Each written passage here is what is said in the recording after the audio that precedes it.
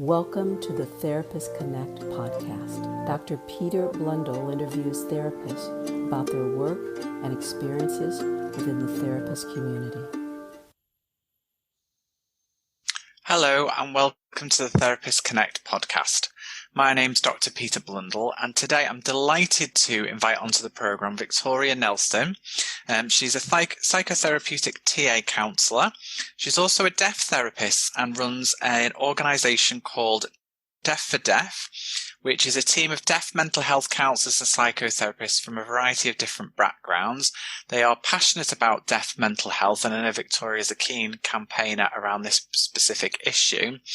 And their aim is to help people receive counselling in their preferred communication style of choice. Hi, Victoria, and welcome to the programme. Hello. Hello. Okay, can you hear me okay? Yeah, I can hear you absolutely fine. Alright, okay. So is this going to be broadcast, this whole podcast? But obviously I'm very aware that there does need to be some transcription of the podcasts, so people who are deaf are able to access them. So I will be doing that for each of the podcasts that I release. So that's really good. That's very accessible. That's brilliant, yeah.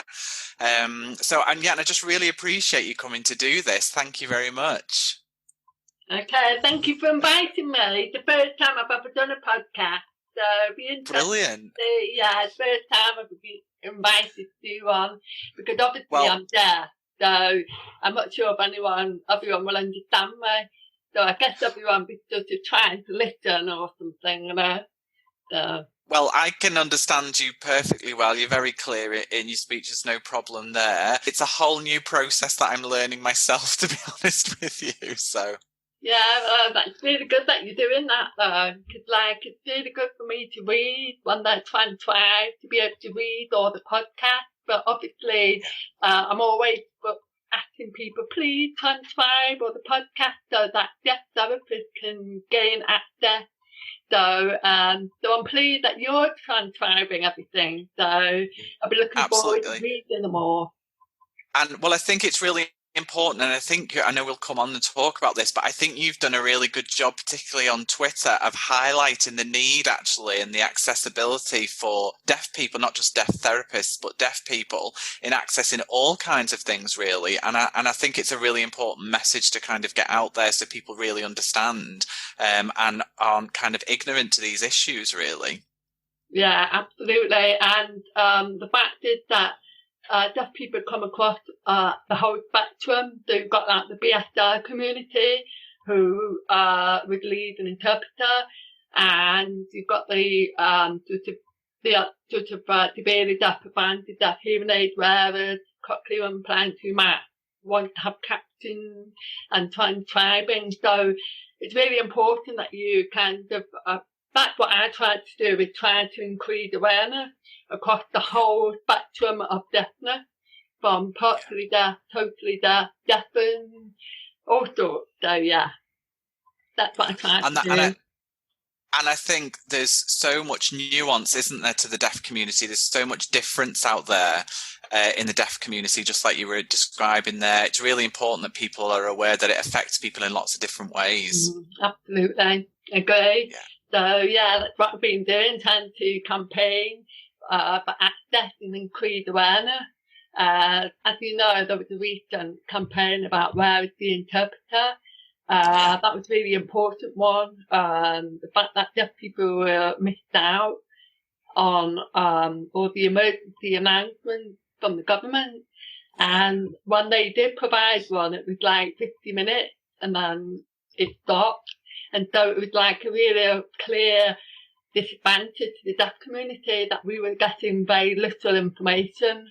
So I really had to get onto that campaign to support the BSR community. And also for myself as well, lots of people who wear hearing aids, because with BSR it's a very visual language. And when you see it all signed out in sign language, you actually get the full picture. Like right now, I'm having to lip read you, and it's much harder. I have to concentrate more, and there's more processing going on in my brain, trying to work out words that you're saying, And also the captions are not very accurate sometimes. So when it's BSL, it's actually the full information in sort of 3D. So I think that's really important to put across as well. Yeah. So we'll get on to the questions. So I can lip read, Yeah. please. Yeah. Thank you. Is that better? Yeah, that's better. Great. So, so really a lot of the questions are going to be about you as a therapist, really. Okay. And I wondered, how did you come to be a therapist and what drew you to the profession in the first place? Okay. When I was younger, I've got close family members who have mental health issues, and so I was quite exposed to the difficulty of accessing mental health services. But these were hearing members, and they had real issues like personality disorders. So I was quite exposed to all of that, quite young. And then myself, I wanted some support to, I was experiencing social isolation, discrimination, difficulty, just life itself. So I wanted to find a deaf therapist, but I couldn't find anyone. So I was in Australia at the time, and I just couldn't find anyone. So I thought when I came back from Australia, I decided I wanted to become a therapist. I wanted to support the deaf community, and then that's how I started really. I just found a course. I went to Matanoa Institute, and I met the head of the institute, and she lovely, absolutely lovely. And immediately I thought, oh yeah, this could be something. So she encouraged me to do TA 101 course. So I started doing that, and that really opened my eyes to the whole what parents don't know. We're all okay. And so I started to read about discounting, trope, and that led me on to do the master's course in psychotherapy. And yeah, it's been a challenge. So do you want to talk about it? Yeah. Yeah, absolutely. I was wondering, I suppose, about your training as a deaf therapist, really, because you've campaigned quite a lot around training for deaf therapists. So I wondered what your experience was like on your training.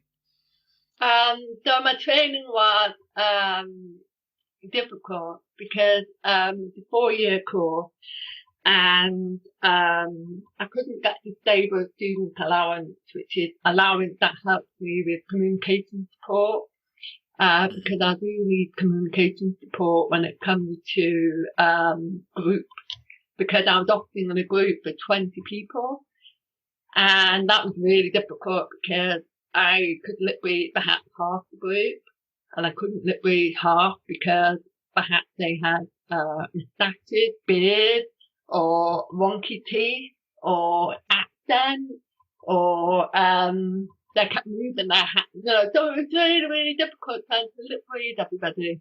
So for 2.5 years, I couldn't get the DSA, which is disabled student allowance, because it was a private training college. And so the institute helped me fight for this student allowance. So in the first 2.5 years, I had to sit in the middle of the room on my bum and swivel around on my bum to lip read each member of the group as they were talking. And also, so that didn't feel very good because I was down on the floor and everyone else was sat on the chairs. And then also the tutors, that sometimes spoke too fast. They had difficult accents, so I couldn't lip read them. There was actually one tutor where I couldn't lip read him at all for the whole weekend I was there. So it was really, really difficult. But I persevered. I knew I had to do this because there was no other accessible courses. And then about 2.5 years later, I finally got disabled student allowance. And this meant that they were able to provide a transcriber. So it was called like a palantypist. And so I used to have a palantypist and they would type up what everyone was saying. So I was able to sit on a chair and relax a bit. But this also meant some of the group struggled with the palantypist because I found it quite intrusive and also confidentiality issues. So we had to sort that out in the group process. Also, one palantypist got very upset with the material that was being discussed, and she had to leave the room and she didn't come back. So we had to get another palantypist. So it was really, I had to try and sort of handle the palantypist feelings, the group feelings. So it was really tricky times. Yeah. And there were times where the discussion was around difference, and that was hard.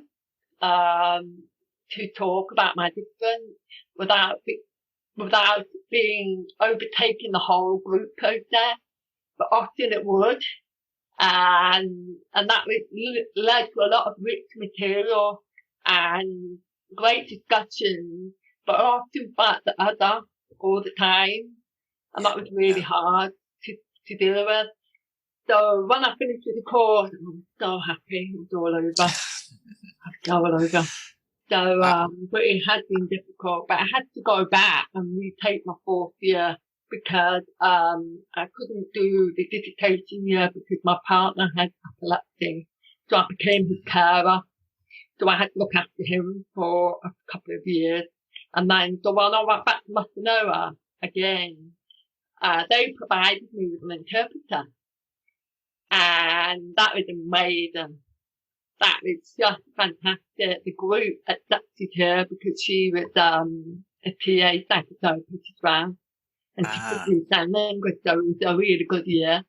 So I think I kind of healed in that year in the way that I had the group accepting the interpreter. Plus myself, I've grown up sort of and learned a lot about the process. So yeah, that's my experience. I mean, that's amazing. I just think how challenging a counselling and therapy course is anyway, without the difficulties and the challenges that you faced, and how you didn't get almost the right support at the beginning, and how that, again, was added to the impact of those challenges that you faced, really. And I think it's amazing that you kind of persevered with that, really, and got through it. Well, I got through it with the help of some amazing supervisors, the Training Institute, and my own therapist. And so really, without them, I think I would have just cracked. But they really, I was the only deaf person in the whole institute as well. And also, I joined some sort of race group, so I kind of learned about being the other. So I felt like I had some shared experiences with some of the members at Masanoa. So that kind of helped me to keep going. So it's been a challenge there. Yeah, absolutely. It sounds like it was a big challenge, but you persevered and you got through that and you qualified as a therapist. Yeah. Well, I'm nearly accredited as CTA, psychotherapist. Okay. I've still got my exam to do, which is next year. But really looking forward to getting that finished. And then, we'll go forward. Fantastic. So what's it been like for your career so far? What's it been like? Been very interesting because the first couple of few years I had to work with hearing clients because when I was doing my voluntary placement, obviously there weren't any counselling services where I could to do a placement. So I had to work with hearing clients. And I found that really difficult because at first I didn't think I could. But then again, my supervisors, the Training Institute was saying you can. So I did. And then I was amazed at how well I was able to work with hearing people.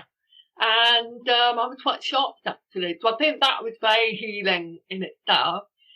And so that was the first few years, but I was aware that, I wasn't able to support deaf people. So I then started to find out where I could work once I qualified as a psychotherapeutic counsellor. I managed to get a placement, got some work, paid work, but again, it was so infrequent. It was like, and I had to drive 3 hours to get to a client. 3 hours, an hour and a half there, get there. And then I was exhausted from all the driving just to see one client. And I thought there must be a way around this. So I started to think perhaps I need to set up a deaf counselling service. So when my partner had epilepsy and he got ill, we lost an income. And so we both decided, as he was recovering slowly, we couldn't get out of the house or anything because he was having fits about 5 or 6 times a day. So we set up a deaf counselling service. And so I started to gather in a team of deaf therapists as well as hearing therapists who can sign to a high standard of sign language, which is like level 6.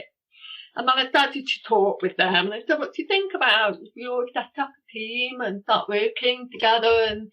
And at first it was only going to be a private business, so like privately funded. But then, so we set that up in June 2016. And then eventually word got out that the NHS wanted to start using us. Some of the local counselling services wanted to use us. And then, as it turned out, we grew from a team of 6 to 12. And and now we're really making progress in gaining funding for deaf clients to have therapy sessions in most parts of England and in Wales, but not in only one part of Scotland. So there's still a lot of work to do. But yeah, that's where my journey has gone. And I'm still working with hearing clients. So I've still got that practice, but I've got the business called Deaf for Deaf. And it's grown, so I'm really amazed at the success of it, really, and let's hope it continues. Yeah, it sounds brilliant work. And I know, do you see any clients face to face, or is it all online for Deaf? We offer both, but obviously, as there's only a few therapists, it really depends if the client is close to the therapist. Yeah. But so as I live in Surrey, I see if I get any clients in Surrey, they can come and travel to me face to face. So we do offer that option if the therapist is in that local area. Yeah, but not that now, obviously, with the virus. So it's all online right now. Yeah, that's brilliant. It's fantastic. And you do such a great job on social media of raising the profile of, deaf therapists and the deaf community. I think that's fantastic. If you had met someone who was kind of entering the therapy profession right now, is there any advice that you would give somebody now kind of coming into the profession, either as a therapist or as a deaf therapist? Well, you mean what advice I would give? Yeah. For a therapist to enter the profession of therapy. That's right, yeah. Okay. Advice I would give is you have to be very passionate. You have to be very dynamic, I think, as well, and really engaging with people. You have to get yourself quite vulnerable as well, because you're going to be hearing the most vulnerable stories of people's lives, maybe experiencing traumas. It might be hitting you inside.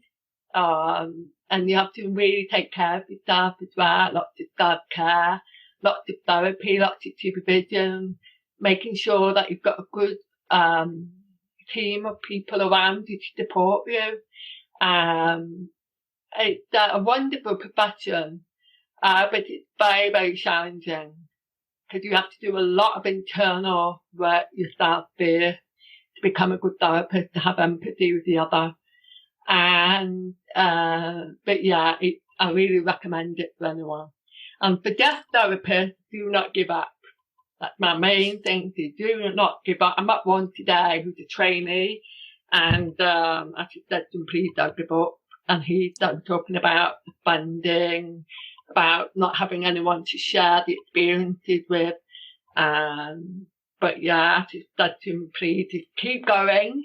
And I think that the funding for disabled student allowance needs to be changed, because at the moment they won't fund for diploma courses, but there were only funds for master's courses, and that needs to be challenged. Yeah. So I think that's disgraceful, really. So, because the need, all therapists should really rise to that challenge and support us, because that's just really not fair at all. Yeah, and the need is there, so it shouldn't really matter what level that you are studying at. Yeah, you know, the support needs to be put in place for people. I know, and that's to do with also it's very difficult, the application process for the SA as well. It takes months to get some things in place like equipment, support, communication. So you really, it's a long struggle. So I just think that's really unfair. But so many students want to enter any courses, diploma courses, that cannot get disabled student allowance. But I know there's been so many deaf people wanting to train as counsellors, but often I say to them, please go to your local college and ask for like an interpreter to help you. And the college often say, sorry, we can't get funding. Don't know. So they've got nowhere to go.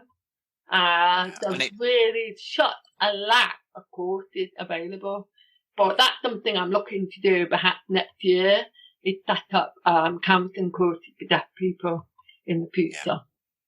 And I imagine there is a big need for that to make really accessible courses. Yeah, absolutely, yeah. I mean, we've talked about quite a lot of these already, but what do you think are the rewards and the challenges that you've had as a therapist, kind of since you've been qualified?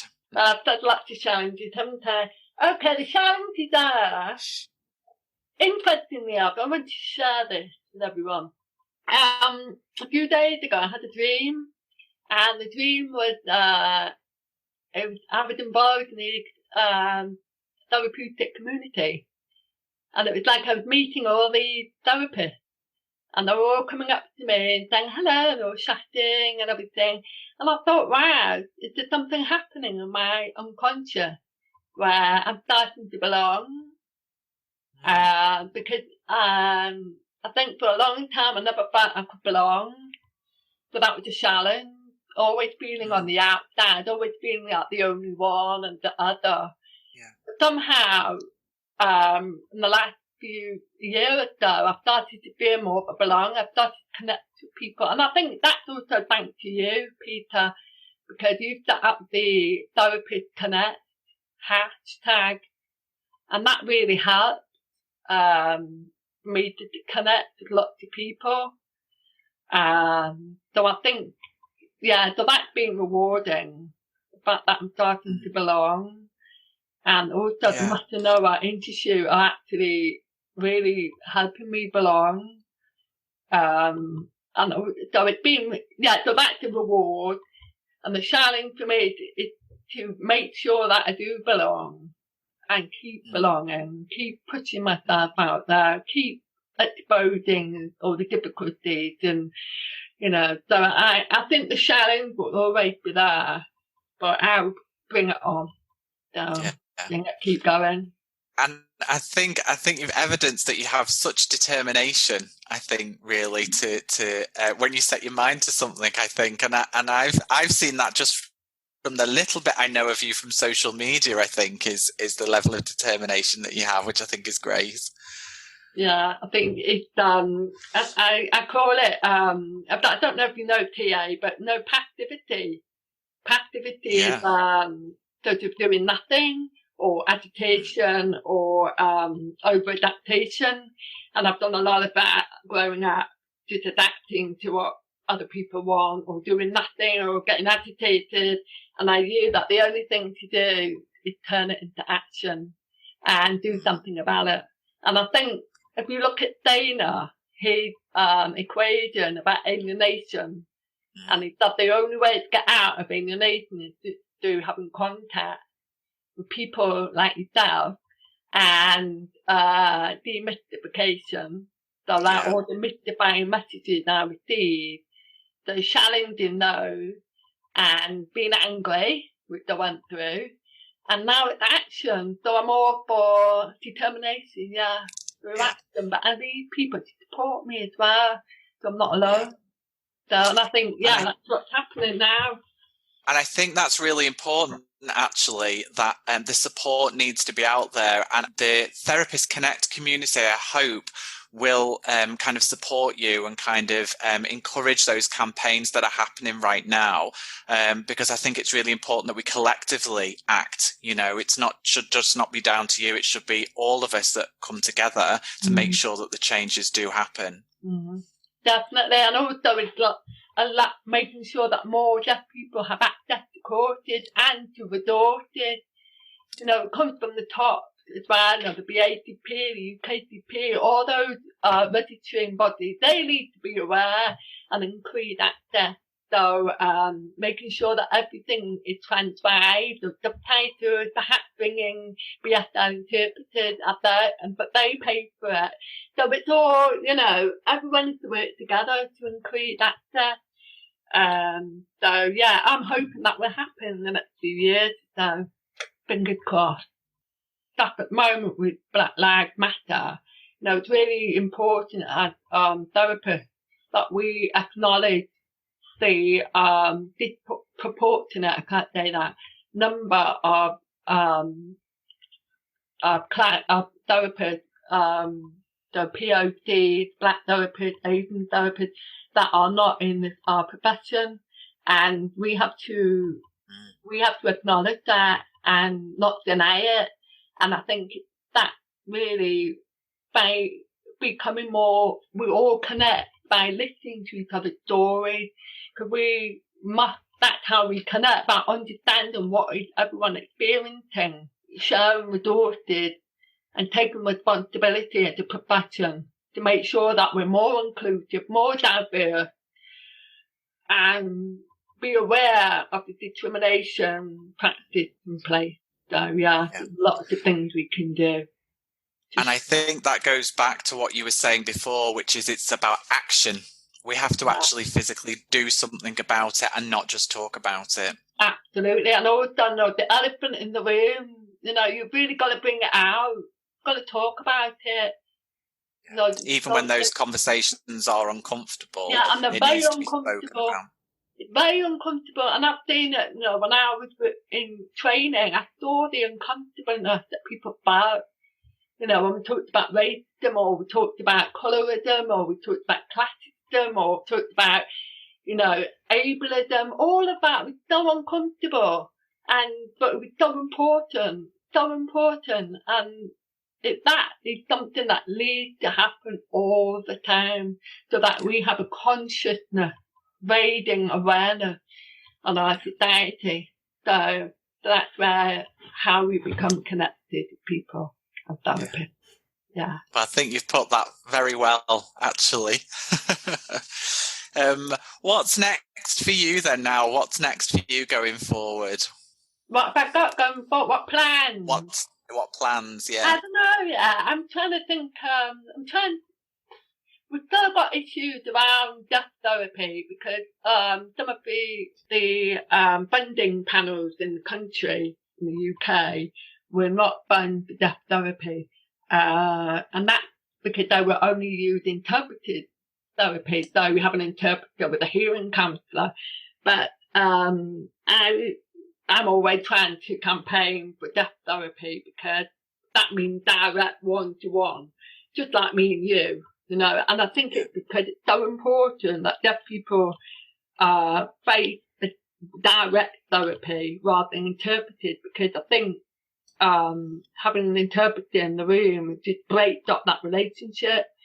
Even though I'm not saying it doesn't work, it can work for some deaf people, and I get that. And I get that for other people of different languages, they might be happy, but I just think deaf people should have that choice. They should have a choice. And I think that's really ongoing campaign, really, or to making sure the NHS understands if a deaf person wants to have deaf therapy, let them have the choice. Hearing people have so many choices, we don't. That had to change. So I believe that just keep going. That's what I've been doing for the past, 4 years. And last year there were 2 deaf men that walked from the north of Scotland down to Land's End, and they raised £60,000 for Deaf Mental Health organisation, and Deaf for Deaf got 30,000 from that. And it was all, but we put it towards a charity called the Royal Association for the Deaf, and they created a BSR helpline so that deaf people can talk to someone online through live chat. So it's a great youth service that's being provided. But the fact is, all these people had to campaign, and because they know that we weren't getting the choice. When there's a deaf services, like I said, available, and qualified counsellors, but local funding boards prefer to use their local services with a hearing counsellor and an interpreter, which can cost much more. So anyway, so you can see where I'm getting. So that's something we are actively campaigning and making change, as well as other things like counselling courses, doing group work. We're going to start doing group work, therapy sessions.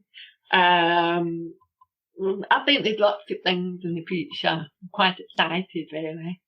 Yeah, it sounds like there's a lot there. Have a bigger team of deaf therapists. Yeah, lots of things for the future, I hope, with all your support.